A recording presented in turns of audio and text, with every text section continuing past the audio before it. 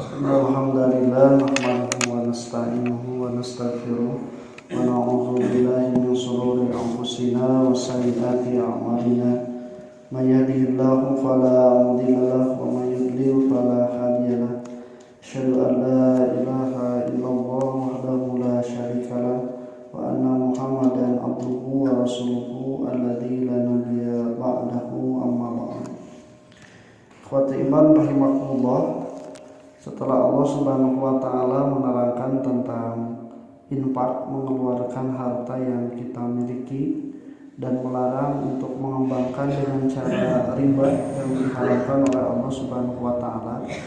Ini bukan berarti bahwa Allah Subhanahu wa taala tidak memperhatikan kepemilikan dan keberhargaan terhadap harta walaupun sekecil apapun. Ini diterapkan dengan bagaimana Allah memberikan perhatian yang besar terhadap penjagaan harta seseorang walaupun itu dengan cara yang dihutangkan. Jadi ulah nepikeun ka mun erek mun bade masihan lepas kitu nya. Lamun bade nambutkeun, lamun moal ge moal tah ieu teh. Jadi kedah ngajaga harta masing-masing, tidak jadi sebagai sesuatu yang mendolimi satu sama lain. Nah, ayat tentang hutang inilah diantaranya yang menjaga harta manusia sekecil apapun sehingga tidak berpindah kecuali dengan jalan yang dibenarkan. Ayat ini ayat yang terpanjang di dalam Al-Quran. Ia mengisi satu halaman penuh sebagai satu ayat dan disebut sebagai ayatul mudayyanah, ayat tentang utang piutang. Anjuran ini disebutkan untuk orang-orang yang beriman. Ya ayyuhalladzina amanu idza tadayantum, apabila kalian bermuamalah dengan cara berhutang ila ajalin musamma, sampai waktu yang telah ditentukan, faktubuhu, maka tuliskanlah. Satu, bahwa di sini adalah bukan hanya untuk yang beriman saja, tetapi orang yang beriman tentu akan lebih memperhatikan berkaitan dengan wasilah untuk berta'awun dalam berhutang. Jadi hutang mah itu merupakan sosial, sanes merupakan ekonomi. Dina atasan anu berhutang mah siri bantu, bukan untuk mendapatkan keuntungan seperti jual beli. Nah, orang yang riba itu dia mengambil jalan sosial untuk mengambil keuntungan. Nah, ini yang kenapa jadi terjadi kedoliman itu.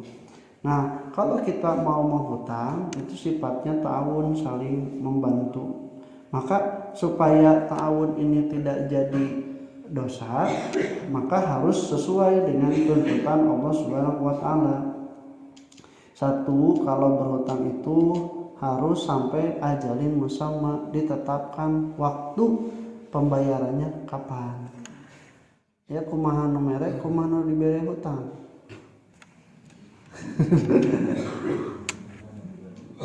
Kumaha anu kumaha duanana we sepakatanana. Dina harusan kieu anu mere hutang, dia itu akan memberi hutang itu berdasarkan kesanggupan dia untuk hartanya digunakan dulu oleh orang lain. Nah, yang menghutang dia juga harus mempunyai aturan, mempunyai perkiraan kapan dia bisa membayar hutang tersebut sehingga dua belah pihak itu mendapatkan ketenangan, kenyamanan. Anu ngahutang can waktu nama ditagih moal era ada kewajiban mayar da can waktuna. Anu ngahutangkeun oge sanajan misalnya dikersakeun butuh tapi dah terikat perjanjian waktu mah nya dia tidak bisa menuntut bayar dulu. Nah, kecuali dua belah pihak bersepakat. Nah, berarti anu ngahutang teh aya kemampuan keur mayar. Urang mah sakapeung sok masihan teh teu aya kemampuan mayar dibere hutang, nyaripu itu. Makanya pisahkan, ieu teh jelema teh mampu mayar atau mampu menta. Mampu menta mah bere, namun mampu mayar kakara, pasihan hutang. Nah, jadi ripuhna teh kitu. kalau kita memberikan hutang bagi orang yang memang tidak ada kemampuan membayar, nah akibatnya wasilah ta'awun dalam hutang itu akan menjadi dosa. Bari ikhwatimah rahimakumullah, kenapa orang-orang beriman dituntut itu sampai ketika orang yang mati syahid sekalipun ketika dia akan dikuburkan ditanya ku Rasul boga hutang teu jalma teh. Sebab nafsu ini mu'allaqatun bidainihi hatta yuqdu anhu. Jiwa seorang mukmin terikat dengan hutangnya sampai dibayar atau dibayarkan.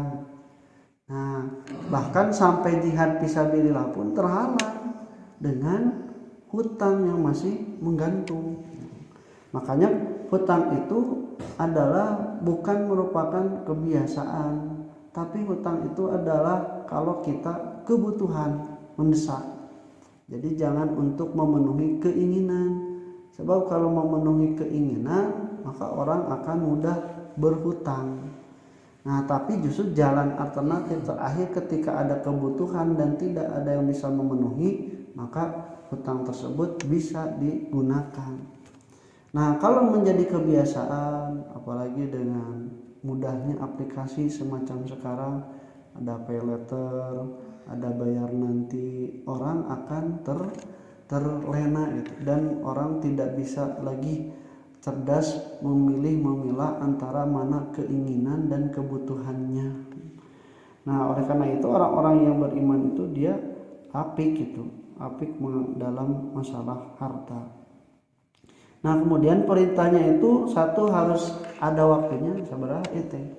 Nah, mau dicicil, nah mau dibayar langsung. Kalau mau dicicil tanggal sabaraha mayarna.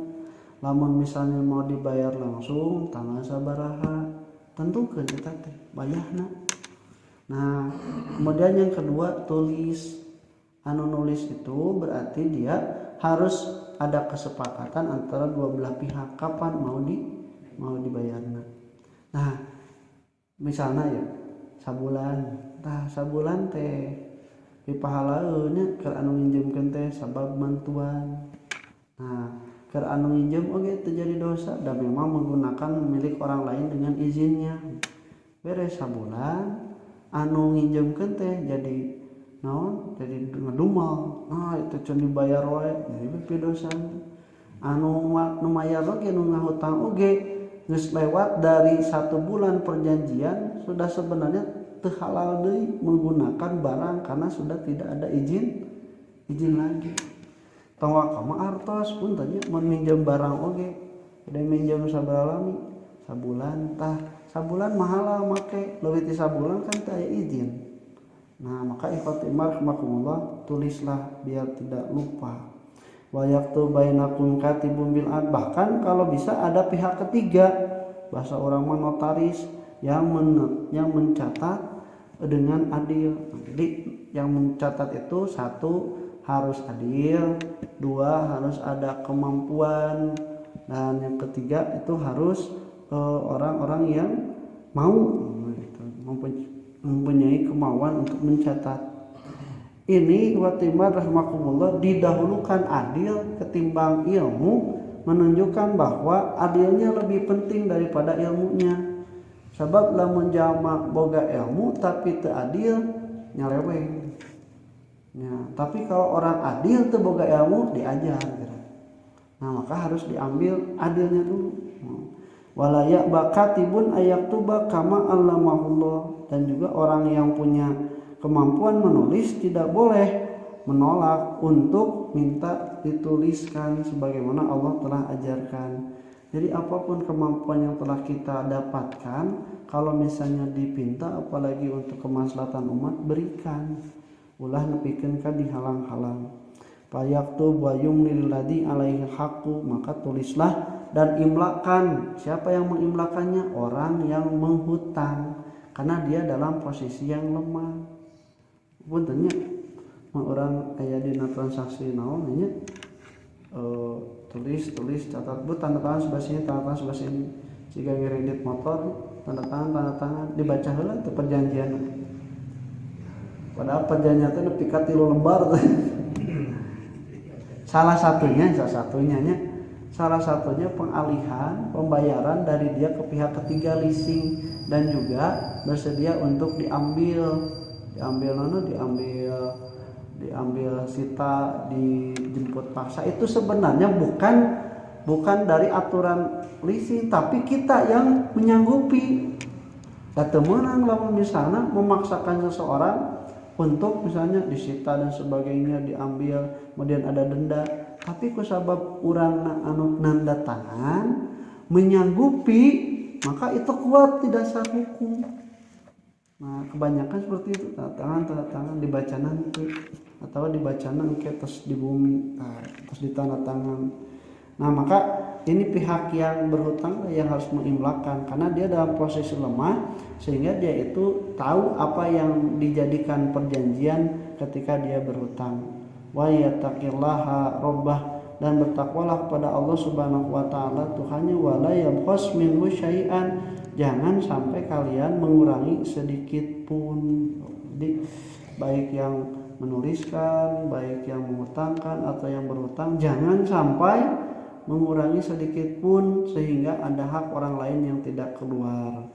Ya teh benernya, jadi nu rek ngahutang kudu zaman takwa. Nu ngahutang keneh kudu jadi zaman takwa. Anu nulis oge kudu jadi zaman anu takwa. Sabab lamun teu aya katakwaan, nu ngahutangkeun bisa ngadolim, kan nu ngahutang oge bisa teu mayar. Anu nuliskeun oge bisa tidak sesuai.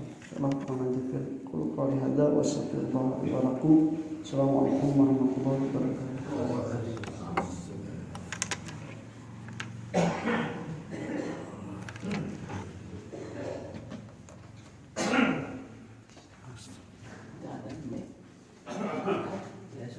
Banyak. Kopi.